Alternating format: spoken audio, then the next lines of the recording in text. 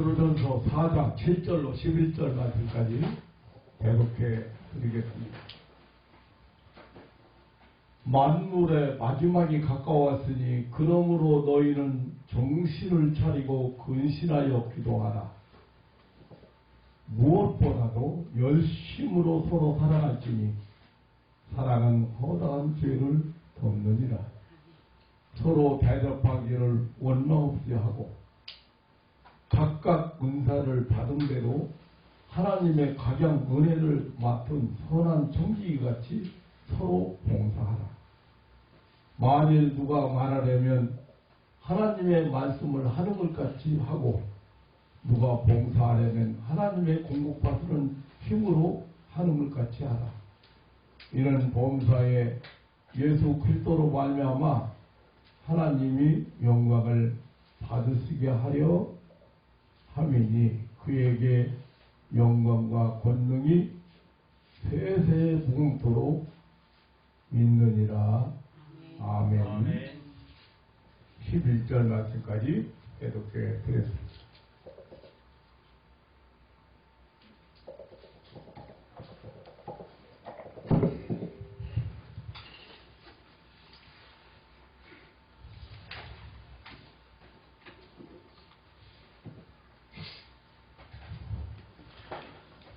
예수님 초림 이후에 예수님 십자가와 부활 승천 이후를 성경은 말세라고 말합니다.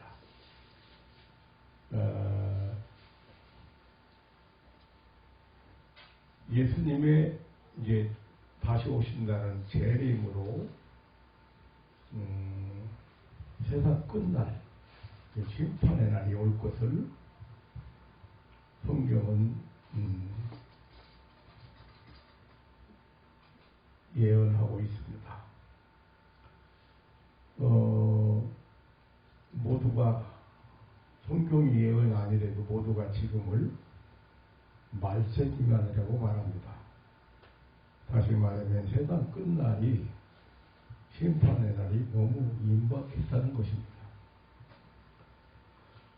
예수님께서도 마태복음 24장에 보면 말세의 징조를 말세에 대한 말세에 나타날 징조에 대해서 여러 가지 말씀을 하셨는데 그 중에 첫 번째가 사람의 미혹을 조심하라. 거짓 선지자나 적그리스도가 많이 나타나서 미혹하는 일이 도처에서 많이 일어날 것이고 또 희근과 지진과 전쟁의 소식이 들릴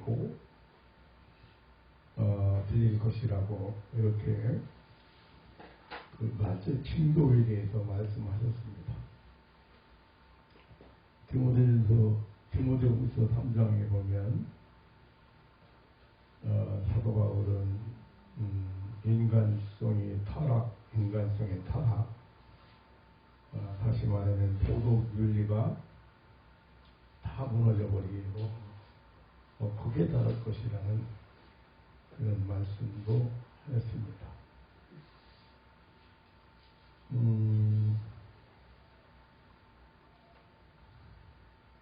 1970년도에서 80년 사이에 종말론을 내세우며 나타난 이단 사이비가 제일 많았던 것 같습니다.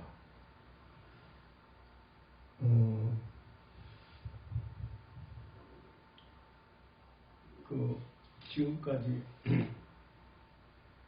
성경 말씀의 예언이 모두 성취되었습니다.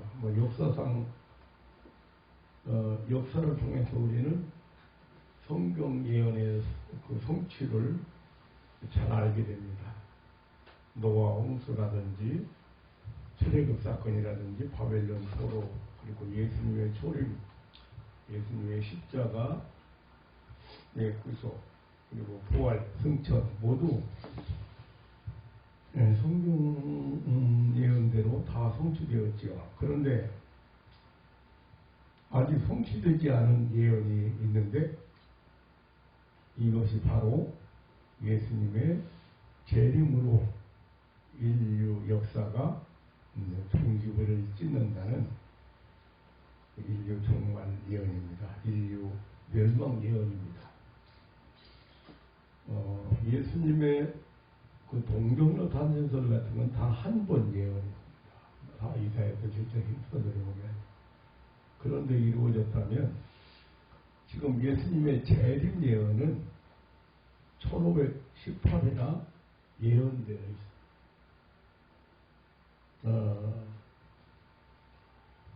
예수님의 재림도 약속대로 이루어질 것은 의심할 여지가 없습니다. 그러므로 우리들에게 있어서 중요한 것은 예수 그리스도의 재림 신앙입니다.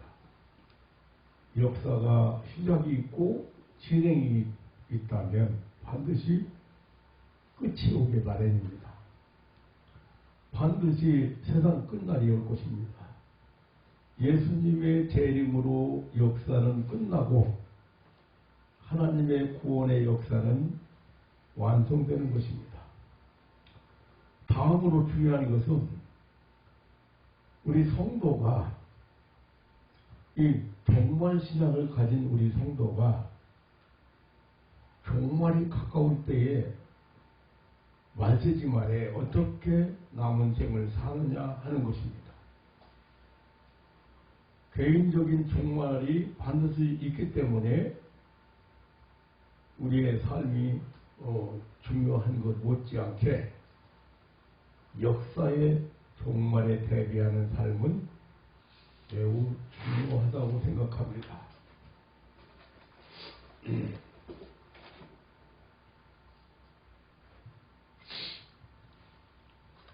폭풍우를 만날 사람이 풍석이나 풍량이나 무슨 강우량 등을 등에 관심을 갖는다기보다는 우선 집을 고치고 축대를 쌓고 방파제를 만드는 일부터 하는 것이, 그래서 폭풍우를 대비하는 것이 더욱 중요한 것처럼 우리가 이제 종말론이나 예수 그리스도의 재림론이나 구원론 이런 것들을 바로 이해하는 것도 중요하지만 이제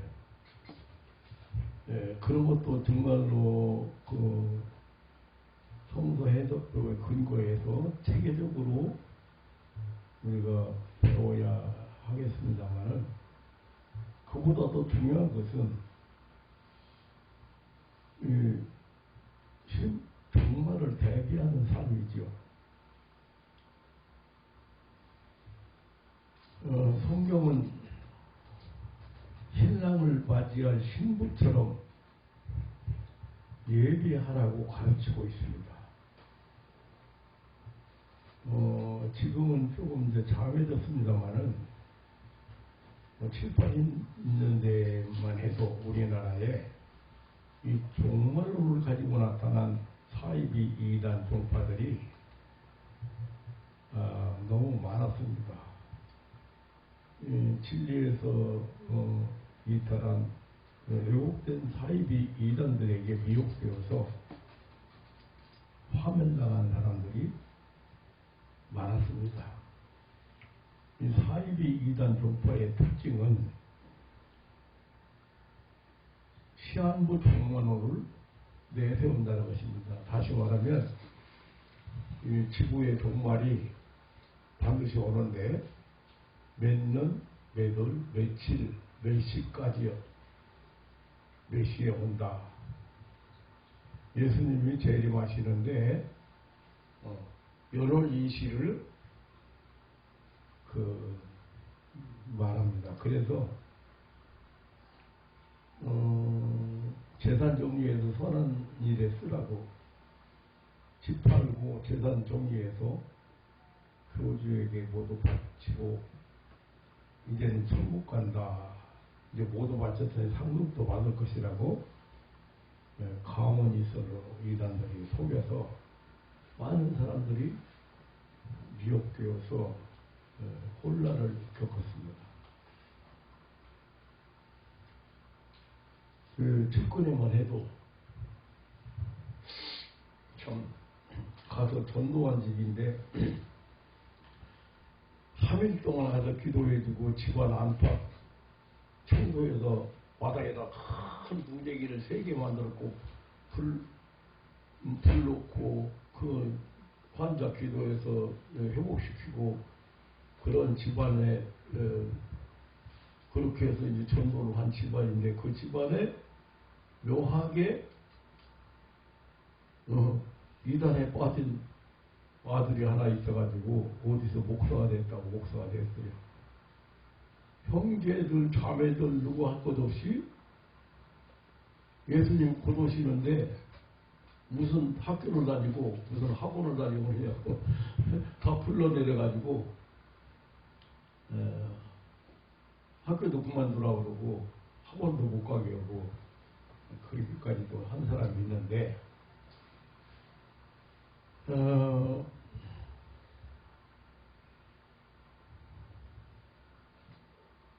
참 많은 사람들이 이 시한부 종말론을 가지고 나와서 사람들을 미혹했습니다. 그래서 한동안 굉장히 이제 혼란에 빠지기도 했습니다만 재림에 대한 성경 구절, 예수님이 재림에 대한 예산 종말에 대한 성경 구절이 1518에 신약에만 318에 언급을 했거든요. 성경학자들에 의하면. 그런데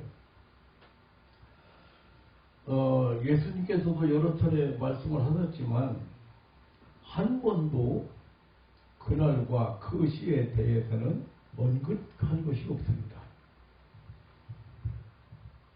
예수님이 재림에 연월일시는 아무도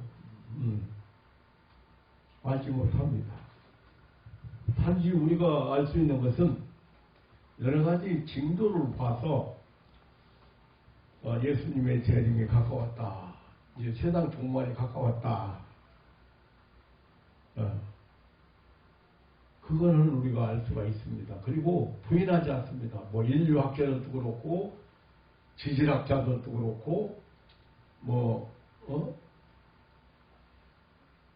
여러 가지 학자들도 만세지말이라는 것을 부인하지는 않습니다. 마태복음 20장 36절이면 그날과 그 시는 오직 아버지만 아시느냐. 예수님은 깨어 있으라. 어느 날에 너희가 너희 주가 임하는지 너희가 알지 못함이니라 했습니다. 베드로후서 3장 10절에는 주의 날이 도둑같이 온다고 있고 계시록에 보면 내가 도둑같이 이루리니 어느 시에 네게 임하는지 내가 알지 못하리라 하겠습니다. 사도행전에도 가나사다의 때와 기한은 아버지께서 자기의 권한에 두셨으니 너희가 알 바 아니라고 말씀하셨다. 예수님의 재림 시기에 대한 구체적인 언급은 성경에는 한 군데도 없습니다. 하나님께서 왜 이렇게 예수님의 재림과 인류 심판, 멸망, 지구의 멸망, 인류의 멸망을 비밀에 붙이셨는가? 다른 건 다 알게 하셨는데 그것은 우리로 하여금 항상 깨어서 예비하는 삶을 살고 내서를 위한 삶을 살도록 하기 위해서 비밀에 붙이신 것입니다. 수많은 사이비 이단들이 주님 재림 일시를 안다고 해서 큰소리 쳤는데 하나같이 거짓으로 드러났거나 교주가 재림주라고 속였고 혹은 이제 영적으로 재림했다. 그렇게 주장한 사람이도 이단 사람이 되었습니다. 다 말씀을 드릴 수는 없습니다만 여화적인 같은 그런 이단은 그것도 러셀 같은 사람은 1913년에 예수님 재림한다고 했고 루트포드 같은 사람은 1925년에 예수님이 재림한다는 주장을 했습니다. 안식교에서도 1844년을 주장하는 바람에 많은 성도들은 집과 농장을 처분해서 교회에 바치고는 지정전 산에 올라가서 모욕 제기한 후 흰옷 입고 기다렸지만 끝내 예수님은 오시지 않았습니다.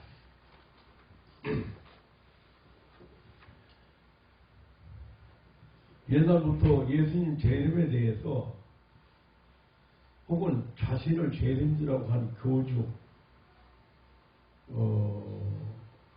특히 우리나라에는 많이 나타났습니다.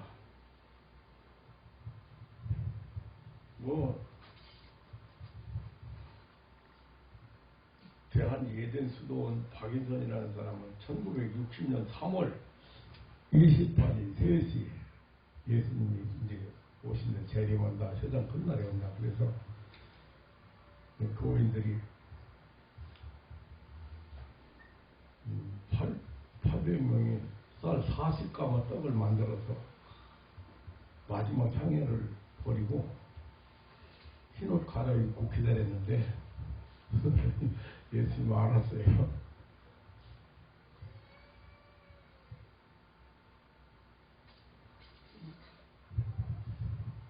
예수교 새뼈 나온 교회라고 김박택이라는 사람은 성령이 오시는 해가 1981년이고 예수님의 재림이 1989년 12월 22일이라고 합니다. 그날은 믿는 사람이든 안 믿는 사람이든 밀실에 들어가서 하나님의 분노가 지나가기까지 숨어야 한다고 주장을 했고 1989년 12월 22일에 예수님 재림은 예수님께서 재림하지 않으니까 낯짝 계산이 잘못되었다고 계시를 다시 받아야 된다. 그런 사람도 있었습니다. 하나님의 교회 안산주민회라고는 지금 하나님 어머니 교회라고 이름을 바꿨더라고요. 1988년 세상 종말이 온다. 지구는 흔적도 없이 사라질 것이다. 인침받는 14만 4천 명 의회 모조리 멸망한다. 성부시대는 여호와 하나님 이름으로 구원받았고 성자시대는 예수 그리스도의 이름으로 구원받았고 성령시대인 지금은 보혜사 성령으로 오신 안상은 이름으로 구원받는다고 주장을 했습니다. 안상 이름으로 구원받는다고 주장한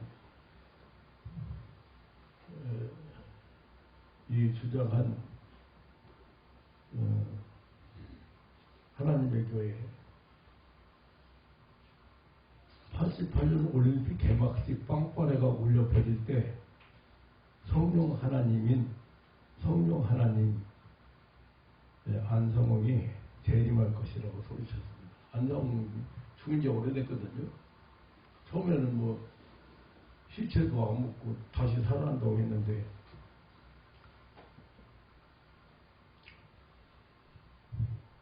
임박한 종말론을 외치던 그 부류의 사람들이 많이 일어났고 지금도 아마 여전히 자칭 재림주라고 하는 사람이 꽤 많다고 생각합니다.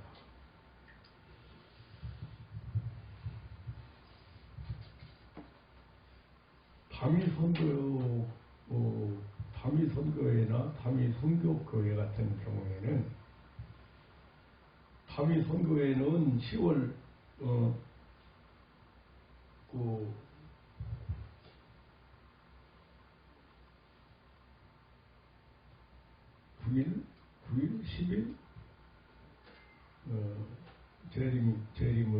그 예수님의 재림을 재림과 휴거를 주장했는데 이슬, 성신, 사진 등을 가지고 예수님이 그들의 종말론을 보증해 준다고 주장을 했습니다. 다미 선교회 같은 경우에는 다미스지 책을 4권이나 발행했거든요. 제가 다 봤어요.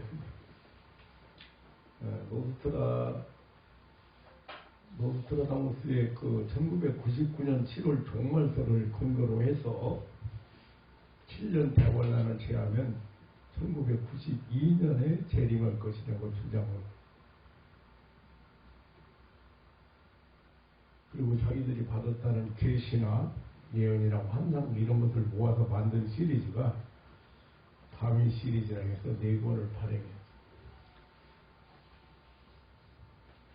제가 또 한 번 가보자 해서 어느 분이 한 번만 가보자고 진짜 신기하다고 해서 제가 가봤어요.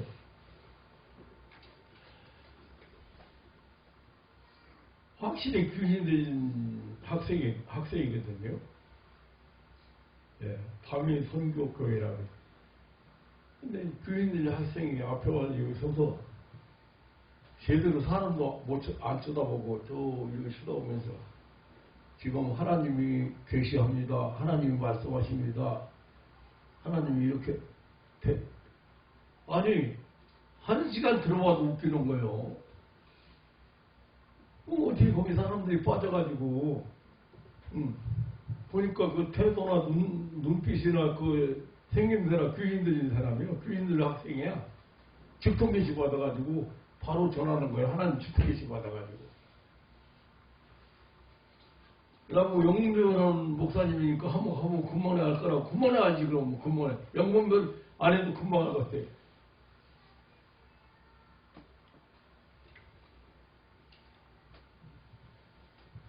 지금 이제 신천지가 원래 신천지 이만희가 원래 장막성전이라고는 그 과천에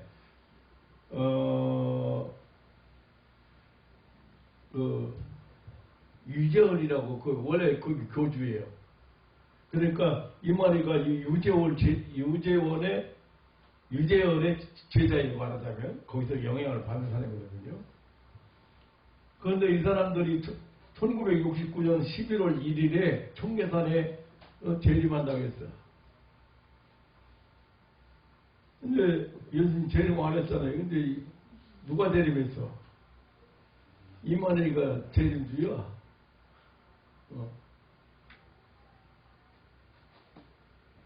동방계는 1965년 8월 15일, 1월산 기도원은 1975년 8월 15일, 팔령산 기도원은 1972년 6월 25일, 용화교 기도원은 1964년 12월 30일. 저마다 그 각각 재림의 날을 주장했다가 모두 불발로 끝났고 한동안 잠잠해진 것 같습니다. 근데 아마도 아직도 그 잔재들이 어딘가 남아있어서 활동하리라고 생각이 됩니다. 제가 간 한 기도원의 원장이 장로인데 그 장로 그래서 하루 저녁 있다가 빨리 다른 기도원으로 옮겼어요. 하도 희한한 얘기를 많이 해가지고 금식기도 올라갔다가 근데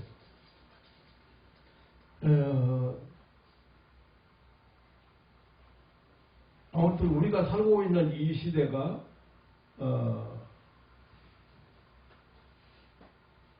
그 말세고 또 예수님의 재림의 때가 임박한 것은 확실합니다. 우리 누구도 부인하지 않을 것입니다.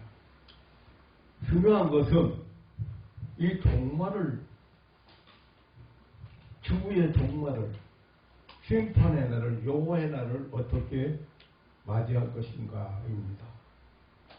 임박한 종말의 때에 우리는 과연 어떻게 살아야 할까? 어떠한 태도로 주님의 재림을 맞이할 것이냐 하는 것입니다. 주님의 재림이 임박한 때 세상 끝날이 가까워 있는 이 말세지 말에 우리는 어떻게 살아야 할까? 베드로 오늘 본문 베드로 사도는 명백하게 우리에게 교훈을 해주고 있습니다. 한마디로 표현하면 경건하게 살으라고 경건 생활하라고 권면을 합니다. 만물의 마지막이 가까웠으니 만물의 마지막이 가까웠어. 그러므로 너희는 정신을 차리고 근신하여 기도하라. 무엇보다도 열심으로 서로 사랑할지니 사랑은 허다한 죄를 덮느니라. 이 두 가지를 말합니다. 첫째는 하나님과의 관계 유지를 잘해라. 두 번째는 사람과 사람과의 관계. 그러니까 말세가 되면 어떤 때가 이제 믿음을 떠나 귀신의 가르침을 따라가요. 사람들이. 그러니까 하나님과의 관계를 유지하지 못하면 안 되기 때문에 너희는 정신을 차리고 근신하여 기도하라. 기도는 하나님과 하나님을 만나는 것이고 하나님과 교제하는 것이고 하나님의 음성을 듣는 것이고 그게 이제 기도잖아요. 그러니까 경건생활이라는 건 다른 거 아니에요. 경건생활이라는 것은 하나님과 관계를 잘 유지하고 사람과 관계를 잘 갖는 것을 경건생활이라. 쉽게 말해요. 이게 말자가 되면 사람들이 사랑 안에 자식이 부모를 고발하고 재판에 넘기고 사람과 사람 관계가 사람과 사람의 관계가 다 깨져버린다. 그런데 지금 요 며칠 동안 만난 사람들을 보면은 제일 힘든 것이 사람과의 관계 문제예요. 사람들 관계.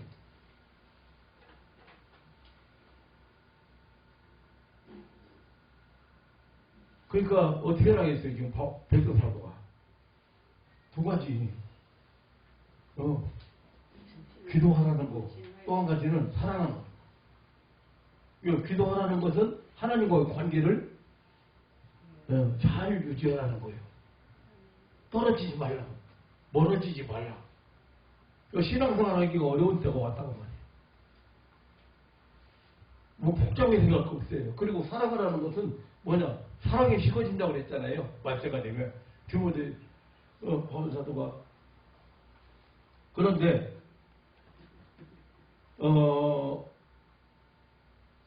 기도라고 하는 것은 영적인 호흡이라고도 말하지만 하나님과의 대화고 하나님과의 거제예요. 그래서 우리 영혼이 맑아지고 힘을 얻어서 강하고 담대해지는 비결이 기도야. 그러니까 우리 사람은 영혼과 육신과 영혼이라고 하는 두 가지 본질을 가지고 있잖아요. 동물은 육체적인 존재, 물질적인 존재죠. 근데 두 가지. 그래서 타락한 인간들은 하나님 앞에 나갈 수가 없잖아요. 하나님을 만날 수도 없고 영혼이 잘 돼야 되는데 영혼이 하나님과의 관계가 이루어져야 되는데 두 가지 본질을 가지고 있기 때문에 육신적으로는 이웃과의 관계잖아요. 사람과의 관계.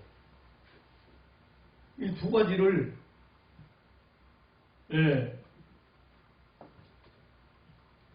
기도 만물이 마지막에 가까웠다. 그러므로 너희는 기도해라. 그런데 어떻게 기도해?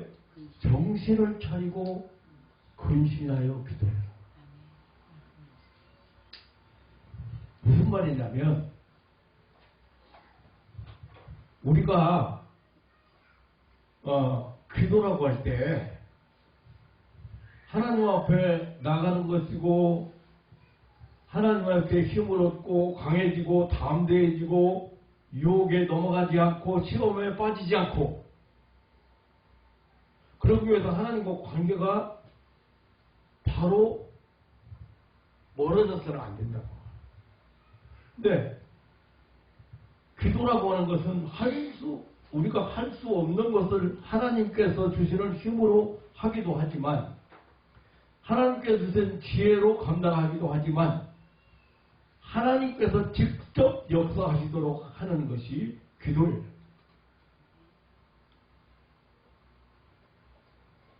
그래서 기도를 통해서 하나님의 임재를 체험하고 하나님의 역사를 체험하는 것입니다. 그런데 이 기도를 어떻게 하라겠어요? 정신을 차리고 기도해라. 어떻게 하는 것이 정신을 차리고 기도하는 것입니까? 지극히 이성적이고 지극히 인격적으로 하나님 앞에 나가는 것이 바른 자세입니다. 맹신절고 불건전하고 무절제하지 않는 것입니다. 지금처럼 기도가 무절제한 시대가 없는 것 같아요. 불건전하게 동하지 않고 주님과 인격적이고 신령한 교제가 이루어져야 돼요. 인격적인 하나님 앞에 인격적으로 나가고 만나고 교제가 이루어져야 되는데 내가 집회 굉장히 유명한 사람들 무슨 큰 부흥사 이런 사람들 집회 현장을 가보지는 못하고 그냥 유튜브에서 누가 올려줘 한번 보시라고 그래서 그런 게 그건 기도가 아닙니다, 여러분. 기도는 한번 여러분 생각해 보세요. 이제 목사가 인격 있는 사람이잖아요. 근데 목사 앞에 와서 만약 여러분들이 무슨 문제 있는데 목사 앞에 와가지고 목사님 나 좀 도와주세요. 알아듣지도 못하게 그렇게 해보세요. 어떻게 도와주는 거야? 근데 하나님 앞에서 더 경건해야 되거든. 하나님 더 인격적이어야 되잖아요. 더 이성적이어야 되잖아요. 난리 치는 거야. 덜덜 떨고 소리 꽥 지르고 그게 성령의 역사인 줄 잘못 알고.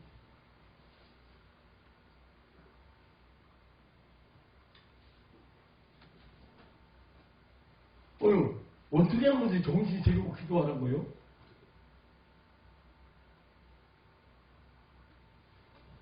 하나님을 바로 알고 인격적인 하나님이시기 때문에 그 하나님 앞에 내가 가지고 있는 문제를 가지고 인격적으로 나가고 만나고 교제가 이루어져요. 그런데 그렇게 감정에 도취된다거나 그냥 무슨 하나님이 어디 계신지도 모르고 그냥 고함을 지른다거나 그렇게 해가지고는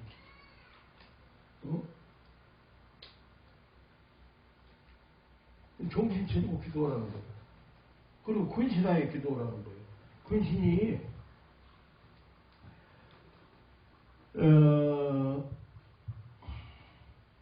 정신 차리라는 말은 주경학적인 측면에서 해석하면 신앙의 나태, 신앙의 잠에서 깨어라.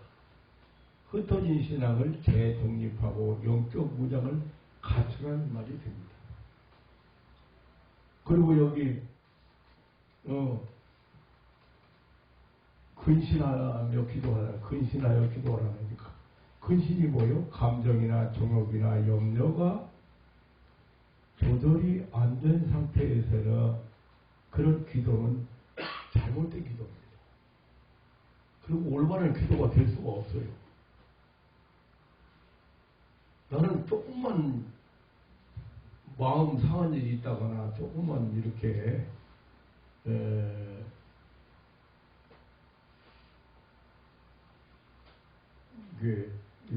저거 했을 때 기도는 영 안 되거든요. 근심이라는 것은 감정 조절이 안 된 사람, 정욕, 무슨 염려 이런 것들이 조절이 안 된 상태에서 그렇게 해가지고는 기도해서는 안 된다.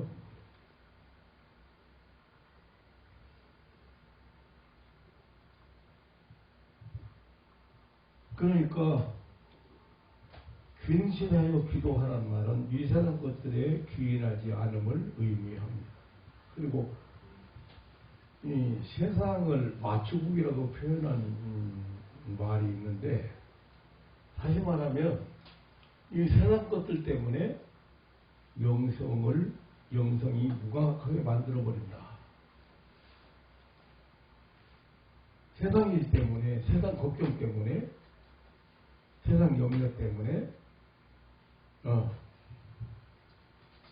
마음을 빼앗기거나 마음을 다 거기다 줘버리고 나서 그건 근신이 아니거든. 그래 기도하라. 그런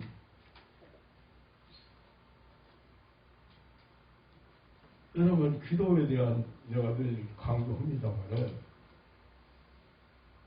우리 성도는 성도 신앙생활은 제일 첫째가 뭐예요? 기도예요, 기도.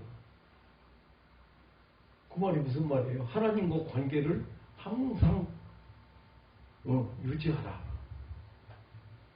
바로 가져라.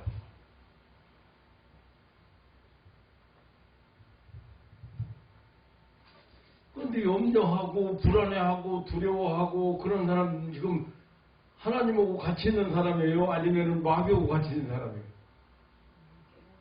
어떻게 하나님 도와주세요? 마귀하고 동행하고 있는데. 마귀에게 지배당하고 있는데 하나님이 인도하시고 역사하시려야 자꾸 그로 끌려가고 있기 때문에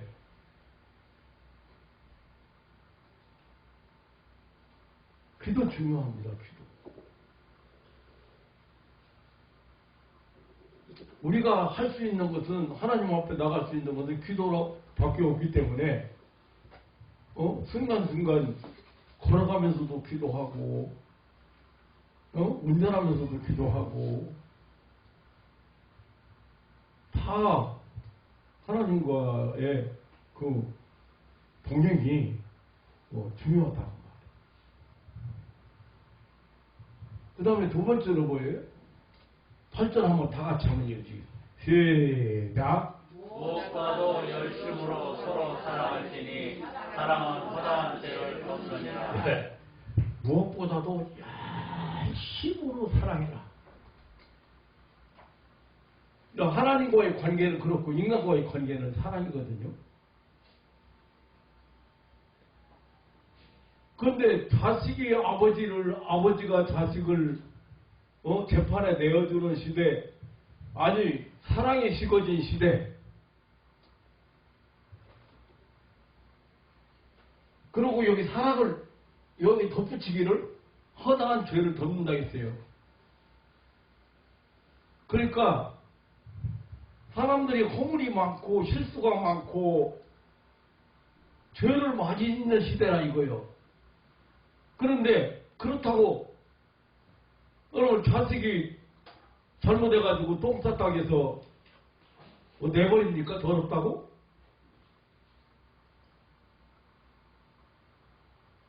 아니잖아요. 지금 열심으로 사랑했잖아요. 사랑을 열심으로 사랑해라 했어요. 그러면 어떻게 하는 게 열심으로 사랑하는 거예요? 어떻게 그렇게 열심으로 사랑하는 거예요? 뜨겁게 사랑한다? 노력해라? 뭐, 지구력 있게 사랑한다? 그런 뜻이거든요. 근데, 사랑이 하기가 쉽다는 얘기, 어렵다는 얘기예요. 예? 어렵다는 얘기예요. 어렵다는 얘기예요. 그러니까, 열심히, 힘을 다해서, 사랑하라고 말해요. 왜냐면, 상대방이 못마땅한 사람, 인간관계 때문에 걱정하고 힘들고 직장생활 어렵고 이런 사람들 써다보니까 전부 이제 사람과의 관계거든요. 근데 오죽 오면 열심으로 사랑하라고 했어요. 그냥 뜨겁게 사랑하라? 그런 의미가 아니고 노력해서 사랑해라. 사랑할 수 없는데 사랑하기가 어려운데 사랑하도록 노력해서 사랑하라.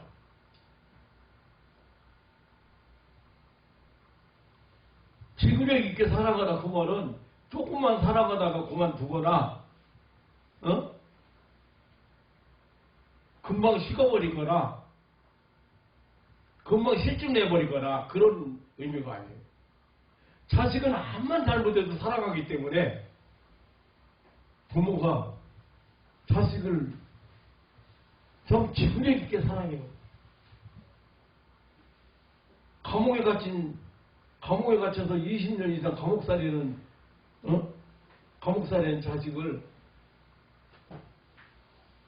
옷까지 만들어서 가지고 방문하는 엄마를 봤어요.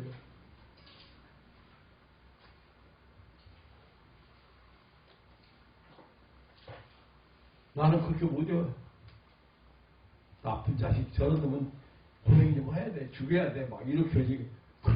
그런데 부모는 그게 아닌 것 같아. 난 그렇게 못 올 것 같아. 그래서 열심히 살아가고 열심히 살아. 그런 때가 말 테니까.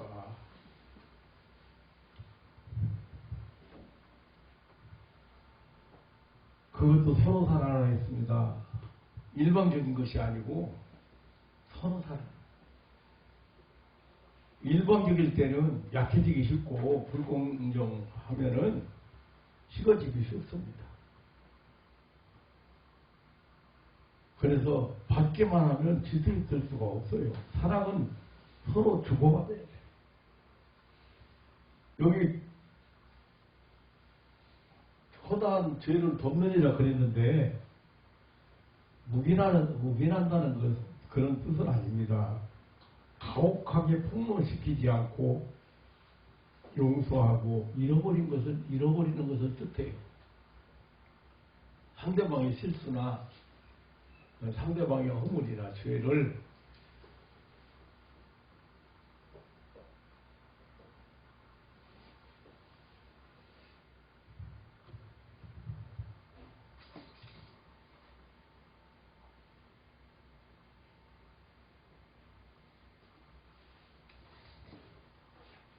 그거 드러내면 뭘 거예요? 상처를, 허물을. 저 목회 한 20년 가까이 했습니다만은, 진짜 무교육자들, 전도사들, 이런 사람들, 말썽 부리는 사람 들어있어요. 와서 고발하고,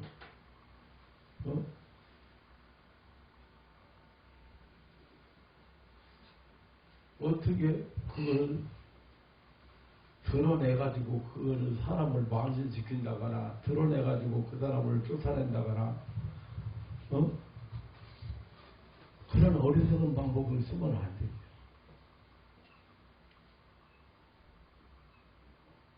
잘못한 걸로 보면 진짜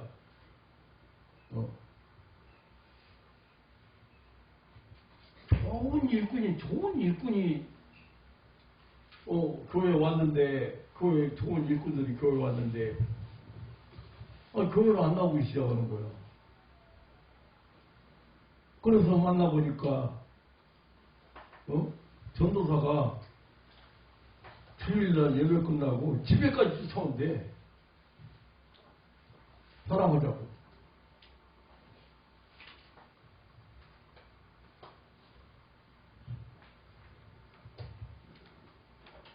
그래서 이제 겁나서 못 가겠다고 그 교회를 또 등천동인가? 아니 등천동이지요. 그쪽이 그 현근의 할아버지 그쪽 동네가 거기서 오는 교인.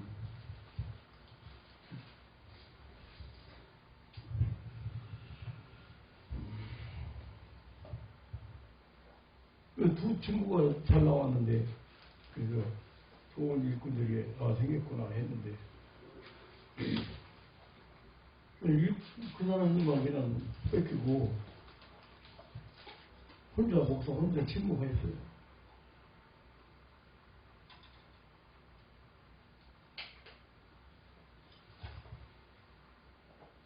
많죠 뭐. 네. 20에 동안 뭐 부교육자들 여러 명 이제 만났지만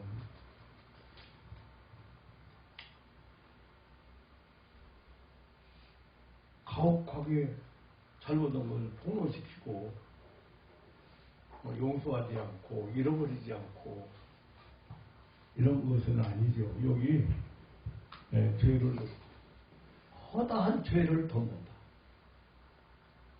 사랑하면 허물, 실수 이런 거 자꾸 덮어주는 거예요.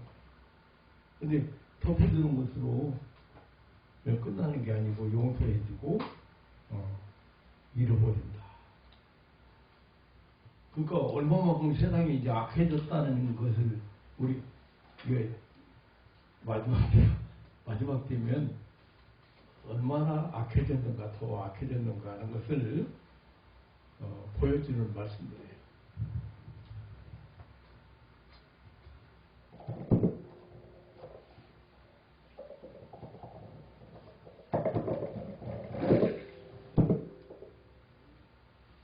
구절 10절 한번 같이 보겠습니다. 시작.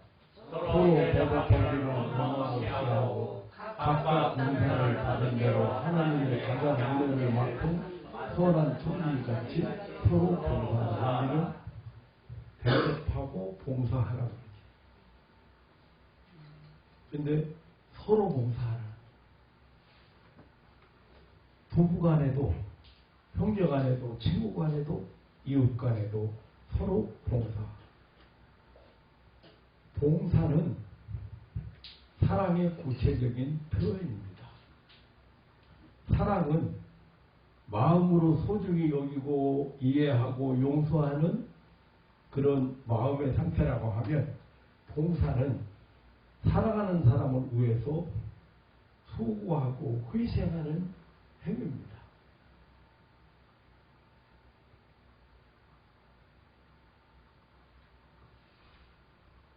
여기 꼭 서로라는 말을 사용했거든요. 서로. 아내는 남편은, 남편은 아내는. 서로란 대접하기를 원망 없이 하라. 각각 은사를 받은 대로 하나님의 각양 은혜를 받던 선한 청지기같이 서로 봉사하라. 서로 봉사. 이 사랑의 구체적인 표현이 봉사예요.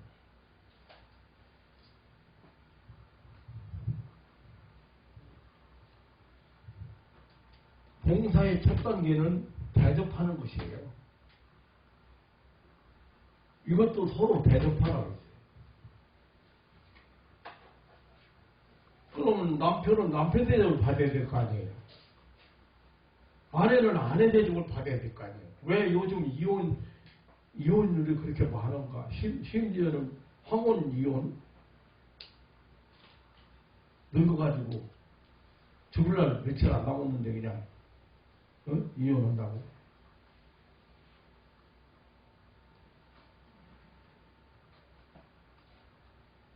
이 봉사의 첫 단계가 남을 대접하는 거예요. 근데 남에게 대접을 받고자 하는 대로 너희도 남을 대접하라 했잖아요. 근데 대접하는데 원망 없이 하라게.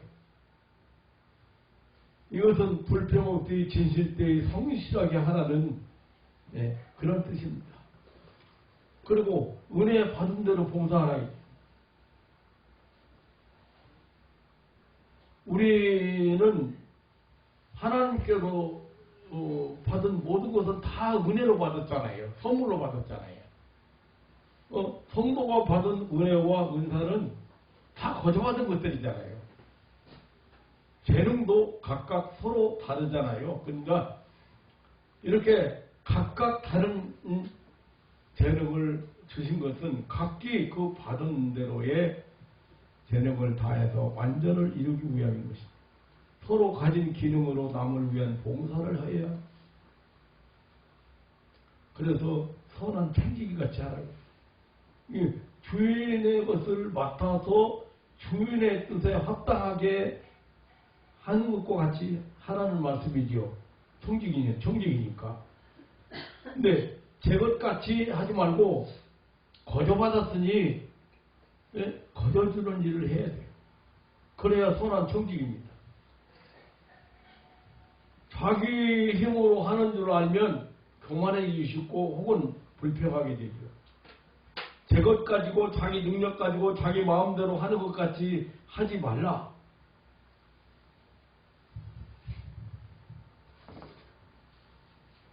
근데 봉사를 하래요. 상대방.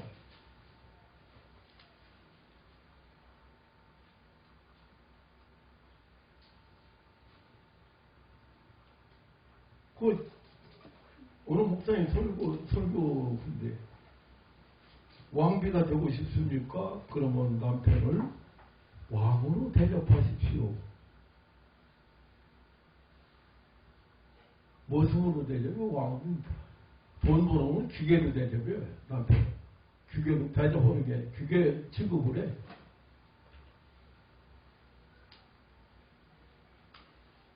근데 서로 대접하라.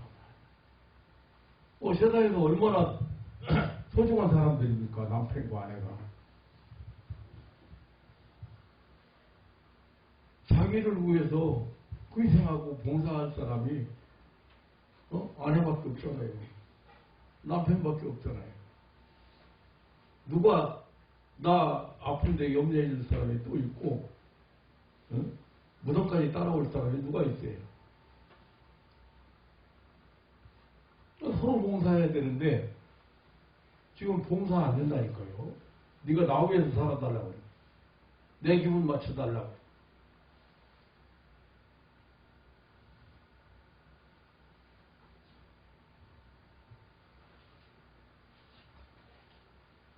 은혜 받은 대로 봉사해라. 각각 자기가 가지고 있는 어떤 재능이나 어떤 기능은 있잖아요. 기능. 그걸 가지고 봉사하라고.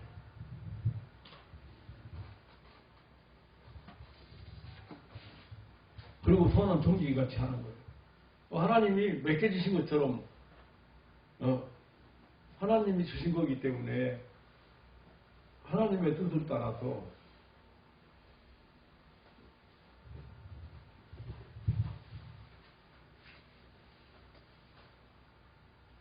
그렇게 사는 것이 바로 인간답게 사는 것이고 그것이 바로 하나님의 뜻이고 하나님 앞에 영광을 돌리는 것이죠. 세 가지예요. 기도, 하나님과 관계, 그리고 사랑, 그리고 대접, 봉사. 이게 우리 성도들의 생활이에요. 근데 그 대상이 누구냐고, 대상이 바로, 가까운 이웃이고, 남편이고, 아내고, 형제고, 친구고, 서로 봉사해. 그러니까 이것을 강조한 이유가 뭐예요? 사람들이 그렇게, 말세가 되면 그렇게 안 할 거라는 거야. 사랑이 식어진다는 거예요. 그러니까 열심으로 사랑을 하는 거예요.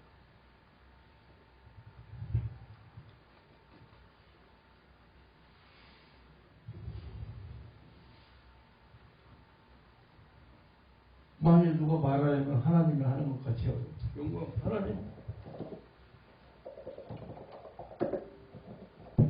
누가 봉사하려면 하나님의 공급받는 힘으로 하는 것 같이 하다. 이는 봉사에 예수 그리스도 말미암아 하나님의 영광을 받으시게 하려 합니다.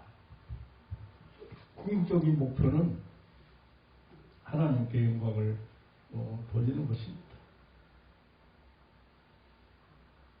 예수 믿는 사람이 교회 다닌다는 사람, 교회 다닌다면서 저 사람 예수 믿는 사람 맞아?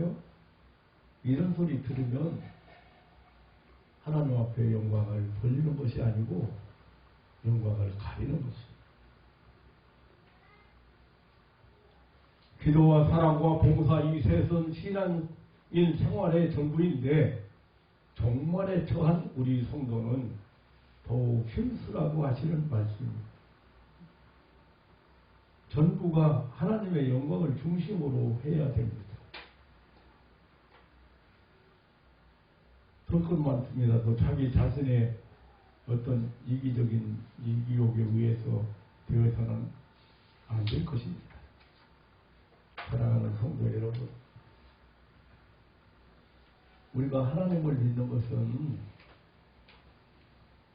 하나님께서 나의 인생에 관계하시기 때문에 우리가 하나님을 믿는 것입니다. 하나님께서 나를 찾아오시고 나를 만나주시고 또 나를 인도해 주시고 또 보호해 주시기 때문에 우리가 하나님을 섬기는 거예요.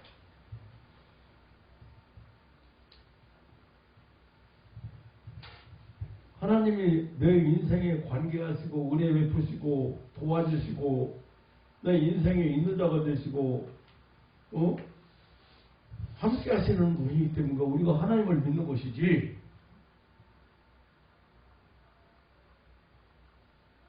우리가 하나님에 대해서 말할 때 흔히 그런 초월적인 존재를 말합니다. 그러니까 초월적인 존재라고 할 때는 인간의 역사 위에 계시고 유한한 이 세계와는 전적으로 다른 존재라는 뜻입니다. 그런데 하나님을 그런 초월적인 존재로만 안다고 하면, 규정한다면 이론에 불과하고 이념에 불과하고 나와 상관없는 하나님입니다. 하나님이 되는 것이죠. 그냥 저 높은 곳에서 영원토록 영광받는 그런 하나님은 엄밀히 말해서 나와 상관없는 하나님이에요. 그런데 우리 하나님께서 우리 하나님이 되시는 것은 초월적인 존재인 하나님이 우리 인간의 삶 속에 들어오셔서 우리 인간 속에 역사하시기 때문에, 그러므로 우리 인간은 삶 속에서 하나님의 그런 초월적인 능력을 경험하고, 이것이 신앙 생활입니다. 그러므로 하나님은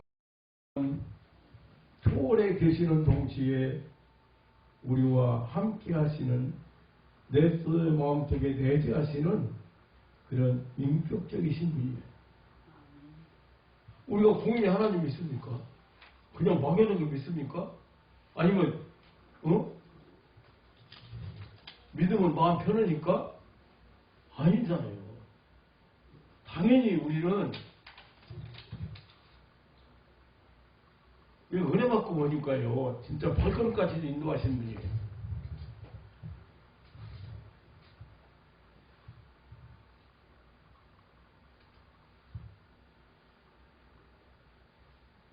하나님을 믿는다고 하는 것은 초월적인 하나님이 인간의 삶 속에 들어오는 체험을 말하는 것이죠. 이것을 포괄적으로 임마누엘의 체험이라고 해요. 하나님이 함께 하시는 체험이라. 왜 하나님은 인간의 삶 속에 들어오셨는가? 그것은 인간을 구원하기 위해서 인간에게로 오신 것입니다. 우리 인간은 본래 하나님의 영광을 위하여 살도록 지음받은 존재입니다. 하나님과 동거동행하고 하나님이 지으신 모든 우주 만물을 관리하고 보존하고 다스리는 그런 하나님의 대행자로서 하나님께서 인간을 창조하신 것입니다. 하나님이 인간을 동물이나 천사로 창조하지 않으시고 인간으로 창조하신 것은 인간답게 살려고 인간으로 창조하신 것입니다. 만약에 하나님이 천사처럼 살도록 하셨다면 인간을 처음부터 천사로 창조하시지 인간으로 창조하시지 않았을 것입니다. 그러므로 인간이 동물처럼 산다든지 천사처럼 산다든지 하는 것은 하나님의 뜻대로 사는 것이 아닙니다. 인간은 인간답게 살아야 합니다. 이것이 하나님의 창조 목적이며 인간답게 사는 것이 하나님께 영광을 돌리며 사는 것입니다. 문제는 인간이 하나님이 창조하신 목적대로 인간답게 사는 법을 잃어버렸다는 것입니다. 그것을 타락이라고 합니다. 타락한 인간을 이 타락한 인간이 어떻게 사는 것이 진정한 그런 인간의 삶인지 잘 모릅니다.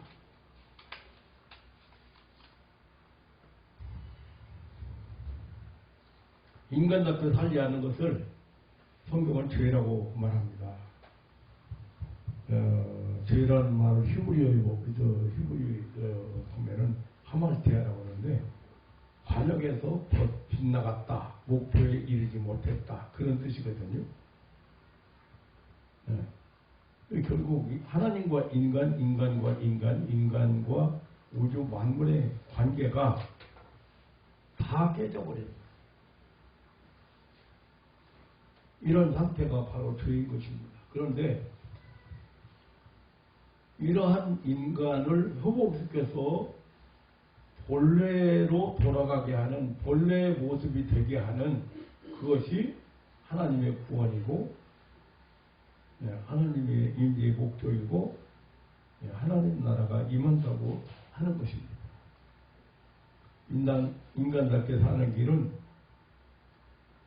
구약에서는 율법, 성막제도나 제사제도 이런 것을 통해서 하나님은 지시하셨고 신약에서는 성령으로 거듭난 하나님의 자녀의 삶, 다시 말하면 사랑,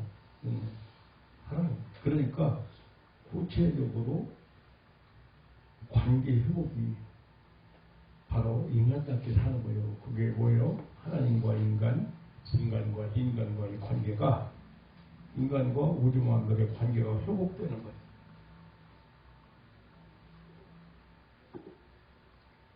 구약에서는 하나님을 사랑하고 이웃을 사랑하여 하며 율법을 잘 지킬 때 정의와 평화가 이루어지는 하나님 나라가 세워진다고 했고, 신약에서는 성령으로 거듭난 하나님의 자녀들이 말씀에 순종하여 살 때 하나님 나라가 임한다고 했습니다. 구원은 인간 회복이고 하나님과 관계 회복이고 인간 회복, 인간과 인간과의 관계 회복입니다. 그래서 인간답게 살아가도록 하시는 창조주 하나님의 그 인간 사랑의 극치가 바로 구원이에요. 오늘 본문 말씀은 그런 뜻을 잘 알고 살펴보면 깨닫게 됩니다. 만물이 마지막에 가까웠다. 왜 심판했대? 왜 심판해요?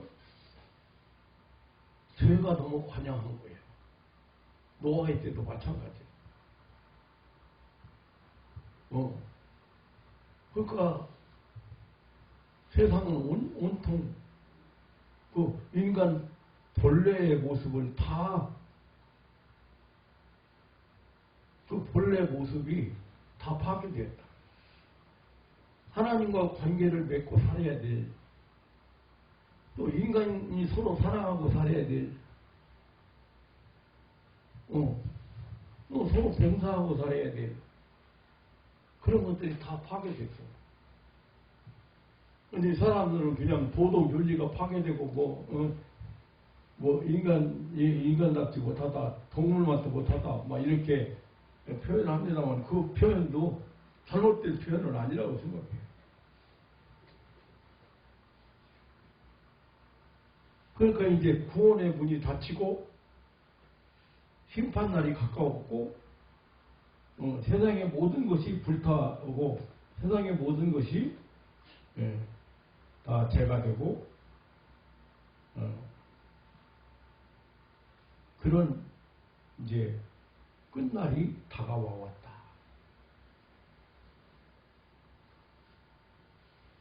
만물의 마지막이 가까웠다. 하나님의 구원의 역사가 더 이상 진행되지 않는다. 다 이제 불타버렸다. 심판했다.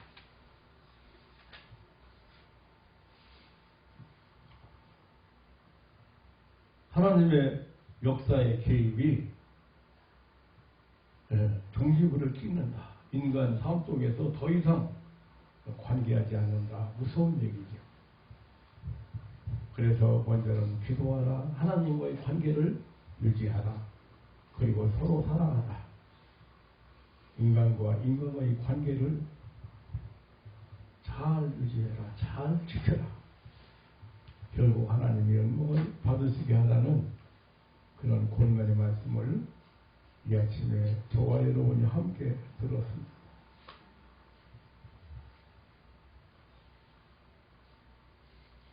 사랑하는 성도 여러분,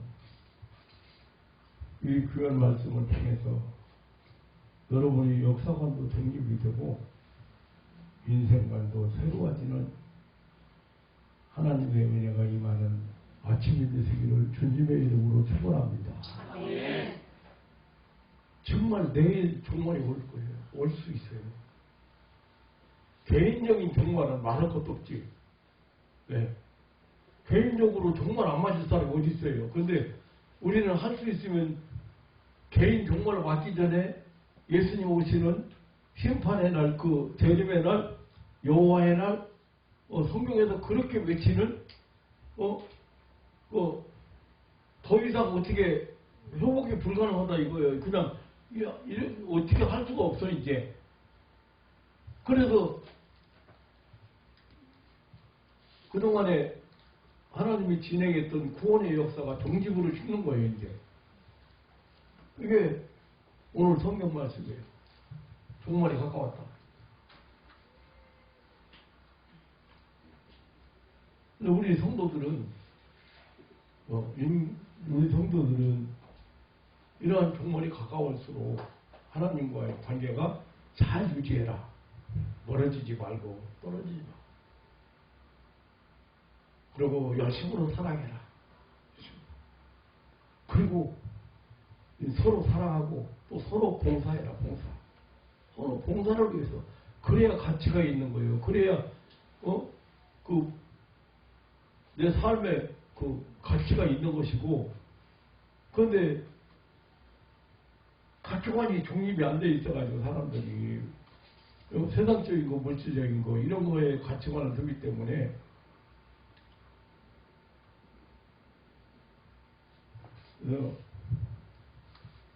이 아침에도 이 말씀을 통해서 여러분들이 이런 가치관이 정립이 되고 또 새로워지고 그리고 역사관이 새로워져서 현재 내가 행복해야 다른 사람에게도 조금 이렇게 흘러가는 거예요. 내가 힘들어지는데 나도 힘든데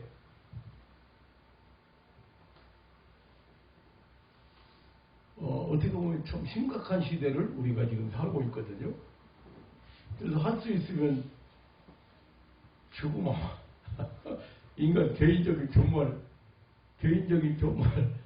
정말 놔두지 않고 내가 거기 가봤으니 알거든요. 진짜 무서워요. 외로워요. 고독해요. 네. 진짜 허무해요. 그 정말 없이 주님 오시면 그냥 우리가 이제 살아있는 사람은 그냥 들림만 다 있으니까 변화돼서 들림받는다 했으니까 신부가 신랑을 맞이하는 것처럼 오셨으면 좋겠지만 개인적인 욕심인데 아직도 구원받아야 돼서 남아 있는지 아직도 그러나 확실하게 이제 지구의 종말이 심판하니 지말이 만세 지말이 온 것은 확실하다. 세계 움직임 보세요. 지금 뭐 기후 변화, 뭐 곳곳에서 지진, 일본 같으니 요즘 한 복판에서도 지진이 일어나고 일본 그 섬 어떻게 가라앉아 버리는지 몰라요. 교회가 잘 안 보여. 내가 오사카시에서도 새벽기도 가려고 차에 그 교회가 잘 안 보이고 그 어디에 거기 또 오사카에서 12시간인가 뭐 차 타고 열차 타고 갔는데 아니 몇 시간 했나? 그런데 한 중앙 거기서도 교회 사진이 영 안 보여. 그런데 가는 곳곳마다 막 우산단지가 뭐 별의별 거 다 있어 그냥. 아 소망이 없어.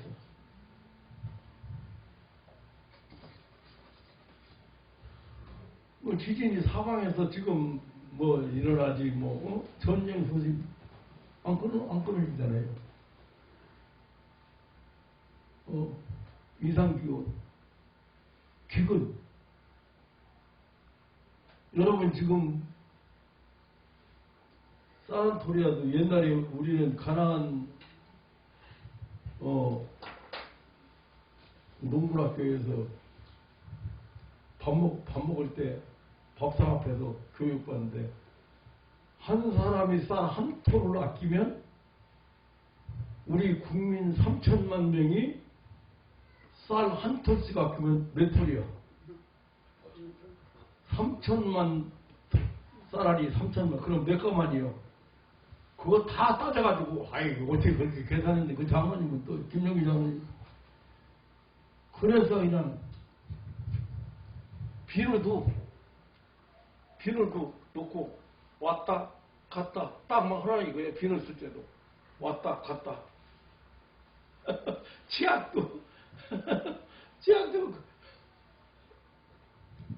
그렇게 그때는 먹고 살기 참 힘든 때니까 새마을운동 전에요. 새마을운동 전 우리나라 북한보다 못 살 때예요.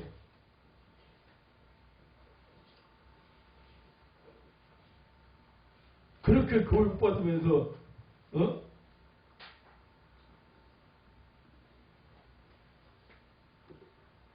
지금도 밥 안 내기려고 누가 밥 주는 거 밥 안 내기려고 그거 하나는 선에게는 들어가지. 우리는 지금 그렇게 잘 살고 있지만 지금 이 시간에도 굶어 죽는 나라가